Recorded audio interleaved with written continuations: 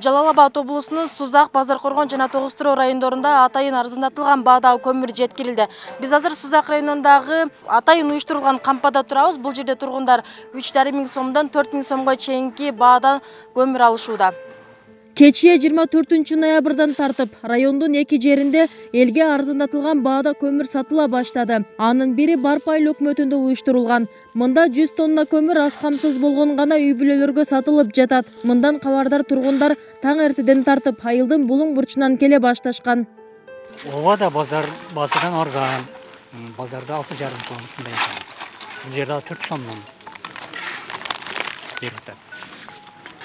Рахмат жардам берген. Hazır mı? Hazır hem 700 kilodan, 500-700 kilodan veriyoruz. Bergen alalım. Кечээ райондун Атайбеков айыл аймагында 50 тонна көмүр түшүрүлгөн. Суроо талап жогору болгондуктан ошол эле күнү сатылып бүткөнү кабарланды. Арзан көмүр алгандарга чектөө бар. Тагыраагы ар бир үй бүлө 700 килого чейин гана сатып алса болот. Социалдык аз камсыз болгон үй бүлөлөргө 700 килограммдан бөлүп атабыз. 500 kilogramdan kumbel, 200 kilogramdan kumbeldiki 500 kilogramdan markay kömürünü bölütабыз. Ana markay kömürünü hakimden demilgesi менен барып, ал жерде көмүр карьерлер токтоп, эч ким иштелбей калган экен, жолу начар болуп.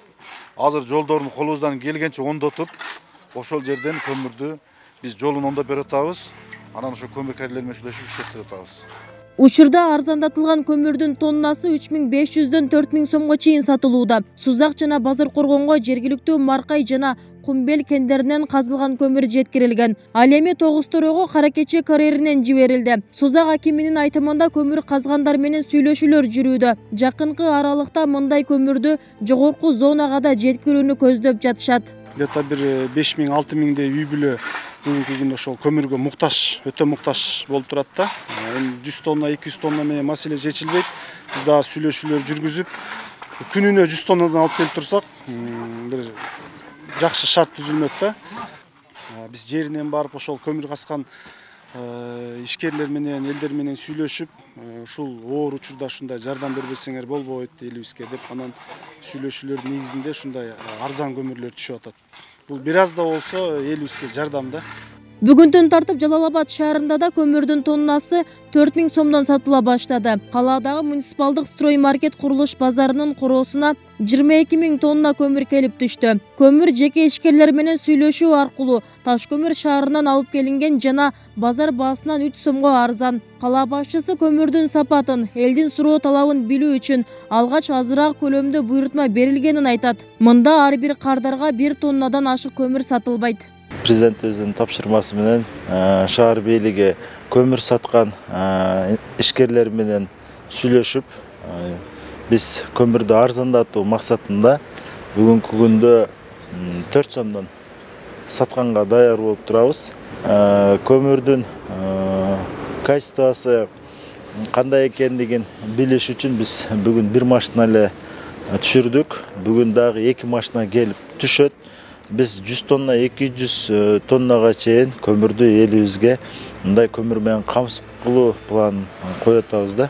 Ал эми облустун башка аймактарында көмүрдүн баасы 7000 сомго чейин. Нокен, Аксы, Алабука жана Чаткал райондарына арзандатылган көмүр качан жеткирилери жөнүндө азырынча так маалымат жок. Бирок жеткирүү аракеттери колго алынган. Бүгүн Нокендин тургундары 7-каналга төмөндөгүдөй тасманы жөнөттү. Анда башка аймактарга салыштырмалуу Нокенде көмүр кымбаттыгын жана баасын көзөмөлдөгөн киши жоктугун билдирген. Мына Нокенде да, мынакей жерде турат 230 мешогу. 230дан. Аяк тоннасы 6000ден айланып калат экен. Мына машиналарда. Ошон келип бир көзөмөлгө алып койсоңор. Бөлөчө да арзан болду. Кыргызстанда суук түшүп, энергетикалык каатчылык күч алган. Көмүр кескин кымбаттап, айрым жерлерде тоннасы 10 000 сомдон ашкан. 15 ноябрда президент Садыр Жапаров Бишкекте көмүр 3000 сомдон болоорун билдирип, кара отун сатылган жерлерде узун кезек көбөйгөн. 22 ноябрдан Ош облусунда көмүрдүн тоннасы 3000 сомдон сатыла баштаган. Бүбүсара Орозалиева, Шарзат Эгембердиев, 7 канал, Жалал Абад.